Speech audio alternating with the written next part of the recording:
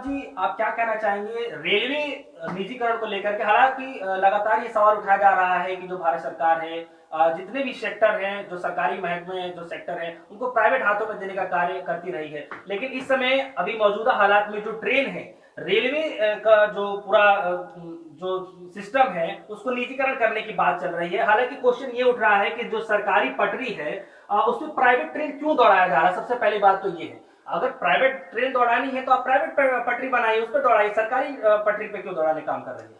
देखिए, ये बात मैंने बहुत पहले भी कही थी कि ये इंसान नरेंद्र मोदी एंड कंपनी, ये सारे के सारे इस भारतवर्ष को बर्बाद करने के लिए आए हैं और बैठे हैं और बर्बाद कर रहे हैं। इसके अलावा दूसरा इनका कोई काम नहीं है। आपको ध्यान होगा, मैंने पहले भी इस बात पे बात की थी, जिस समय ये चर्चा पहले शुरू हुई थी, तब भी मैंने कहा था कि रेलवे स्टेशन किसका है? सरकार का। सरकार का है तो इसका मतलब यह है पब्लिक का है, देश की जनता का है, भारत के लोगों का है। और किसी के बाप में इतनी हिम्मत नहीं होनी चाहिए, किसी के बाप की बपौती नहीं है कि उस पर प्राइवेट आके प्राइवेट हाथों में दे दिया जाए और वो उसका मालिक बना दिया जाए और उसका मालिक बन जाए।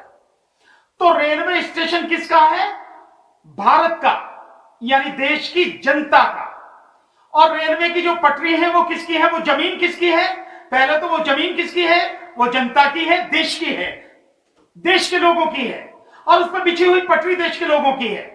और उस पर आप प्राइवेट ट्रेन चलाने जा रहे हैं, 151 ट्रेन चलाने जा रहे हैं, और 100 जो रेलवे स्टेशन है आप उन्हें प्राइवेट हाथों में दिए जा रहे हैं। अगर आपको प्राइवेट लोगों को इतना ही सब कुछ देने का वो है, तो उनको बोलो कि उन अपनी गांठ से पैसा खर्च करके पहले जो कमर्शियल रेट पे जमीन खरीदें, उस पे अपनी पटरी बिछाएं, उस पे अपने रेलवे स्टेशन बनाएं और फिर जाके रेल चलाएं। तब पता लगेगा किसमें कितनी, किसके गुर्दे में कितना दम है।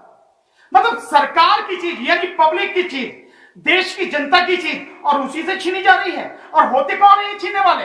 तुमने बनाया कुछ नहीं, तुमने किया कुछ नहीं, देश को दिया कुछ नहीं, और तुम सारा का सारा बेचने पे बैठे हो, तराजू लेके बैठने पे बैठे हो।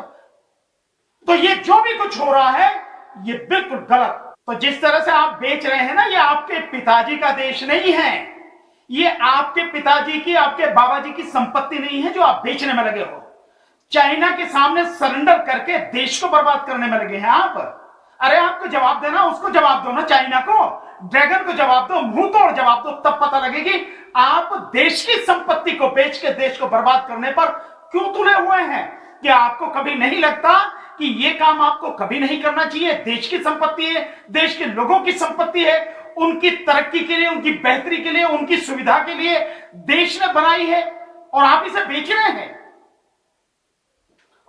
सर, सवाल ये उठ रहा है इस समय पे कि निजीकरण जब बात हो रही है करने की, तो सवाल ये उठ रहा है कि अब जो किराया होगा उसका वो निजी कंपनी ही तय करेगी। तो क्या आपको ये नहीं लगता कि किसी न किसी तरीके से मनमानी की जाएगी? देखिए, बहुत सीधा इसका उदाहरण है कि एक चीज नहीं है, कोई भी चीज, वो कोई भी चीज जो निजी हाथों में गई है या निजी हाथों द्वारा संचालित की जा रही है, उसका किराया, उसकी कीमत मनमानी वसूल की जाती है। मैं एक दो उदाहरण आपको दूंगा तो आप उससे पता लगा लेंगे। देखिए, जो मेडिकल क्षेत्र में आप देख लीजिए, जो कैंसर की दवा 11 या 12 हजार रुपए की आती है, वो कैंसर की दवा 1.25 लाख रुपए में मिलती है प्राइवेट हॉस्पिटल्स में।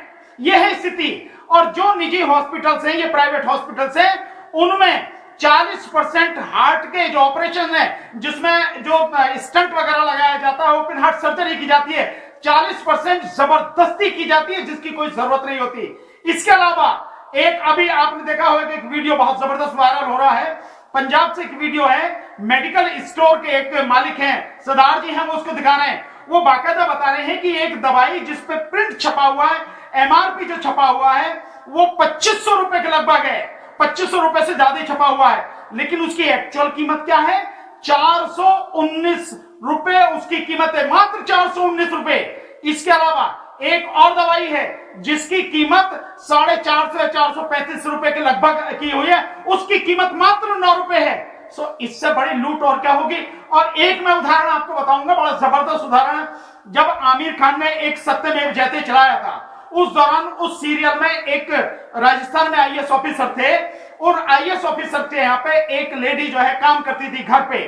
वो एक बार जो है वो वहां से चले गए, अपनी छुट्टियों में कहीं घूमने गए हुए थे, वो आईएएस ऑफिसर जो हैं, तो वो उनकी जो काम करती थी, वो उसके बाद में 5-6 दिन बाद जब वो घूम के आए, वो काम करने वाली के साथ में उसका बच्चा आता था छोटा सा। उसने जब वो दोबारा जब आए वहां से घूम के, तो वो काम करने वाली आई, लेकिन वो बच्चा साथ में नहीं आया। तो उन्होंने पूछा कि भाई वो बच्चा कहां गया, तो उसने बताया कि बच्चा मर गया।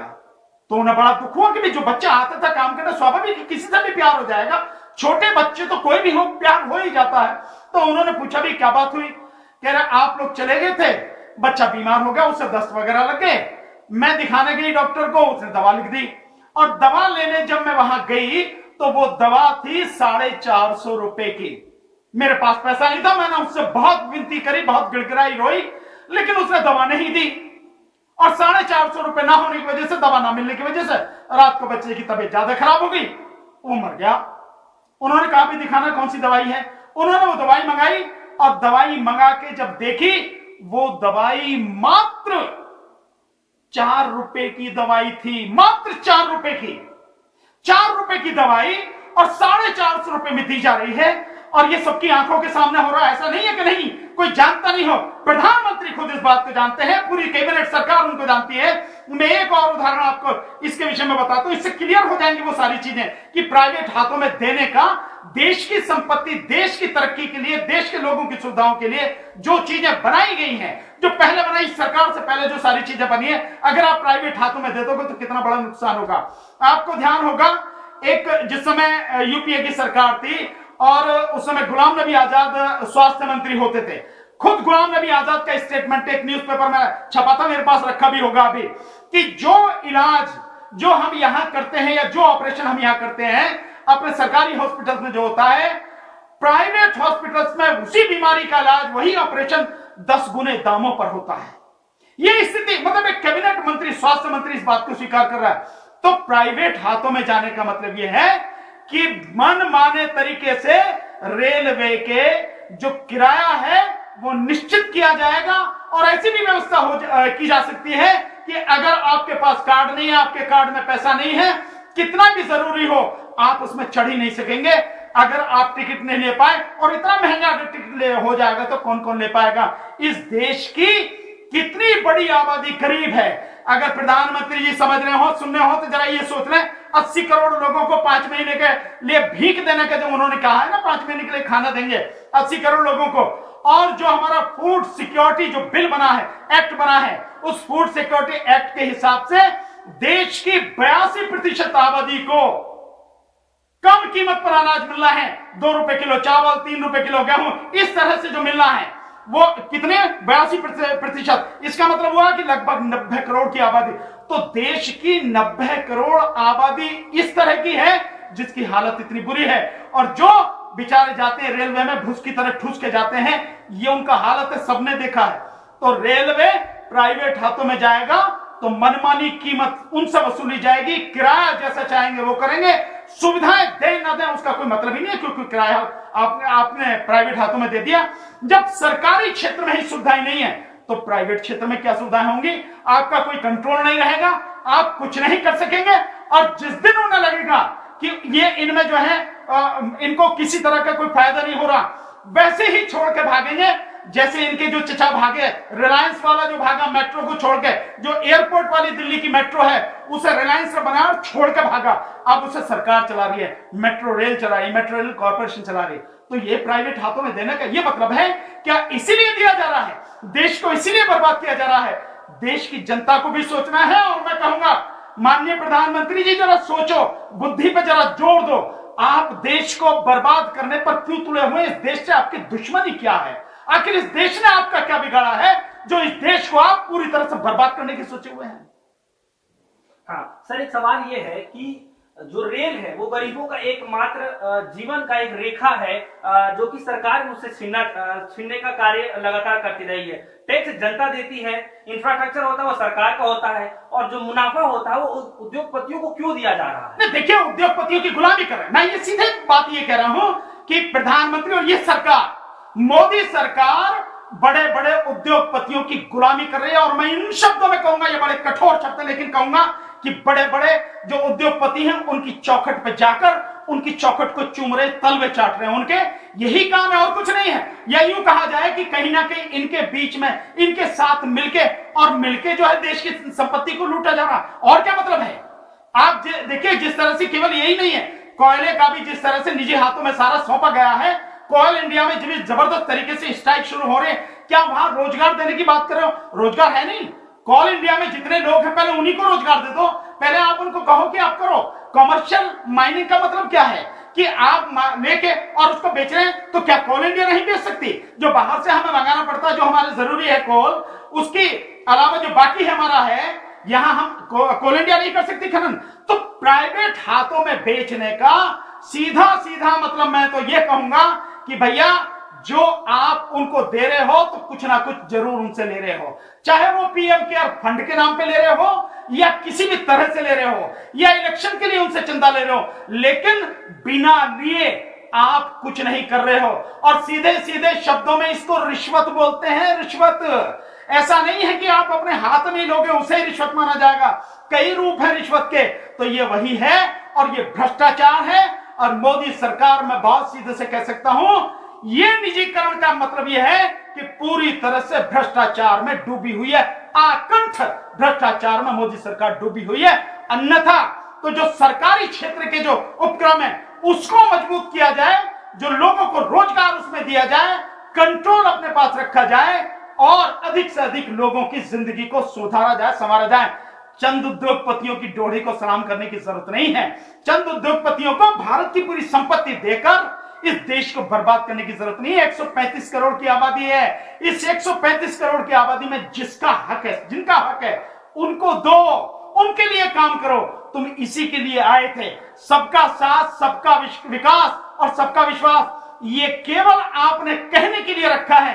अन्यथा आपका एक बात, एक ही सूत्र है कि बड़े बड़े उद्योगपतियों और पूंजीपतियों का साथ, उनका विकास और सब कुछ उनका ही विश्वास, और इस देश की जनता के साथ विश्वासघात। सर, आपको आप कैसे देख सकते हैं इसको कि जिस तरीके से हमने देखा कि जो रेलवे का जो निजीकरण है, इसके साथ ही साथ बहुत सारी ऐसी कंपनियां हैं जिसको निजी हाथों में देने का कार्य चल रहा है अभी भी। क्या आपको लगता है कि इस बार जो जनता है, इस बार की जो जनता है, वो निजीकरण का जो मामला चलता रहा, वो आम आदमी से अधिकार छीनने का कार्य करती रही सरकार? आपको लगता है कि इस बार जवाब मिलेगा कुछ का? नहीं, मैं समझता हूं जनता को बाहर आना चाहिए, जनता को सड़क पर आना चाहिए। केवल हमें चुनाव का इंतजार नहीं करना चाहिए। चुनाव में तो जो होगा सो होगा। चुनाव में तो इनको धूल चटानी ही चाहिए जनता को, ये तो प्रण ले ही लेना चाहिए। लेकिन मैं उससे आगे बढ़कर कहता हूं कि जनता को बाहर निकलकर इस सरकार का मुकाबला करना चाहिए, इस सरकार के खिलाफ विरोध करना चाहिए, ताकि ये निजीकरण नहीं हो सके।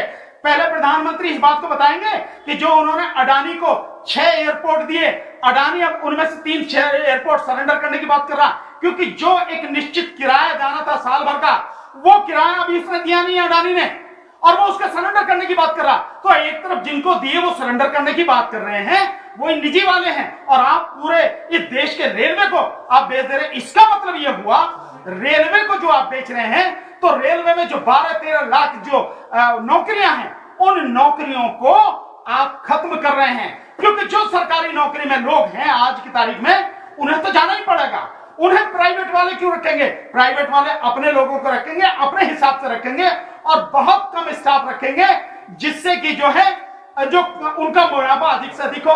तो एक तरफ आप केवल निजीकरण नहीं कर रहे, देश की संपत्ति को बेच रहे हैं जिसका अधिकार आपको नहीं है। दूसरा, देश में वैसे ही एम्प्लॉयमेंट नहीं है और आप इस बेरोजगारी को और बढ़ा रहे हैं। तो माननीय प्रधानमंत्री जी, जरा बुद्धि पर थोड़ा सा जोर दो और सोचो कि तुम देशद्रोही हो या देशभक्त हो। दुनिया को देशद्रोही बोलते हो आप। ये सारे के सारे काम यही देशद्रोह के काम हैं। देशभक्ति किसी हालत में नहीं है।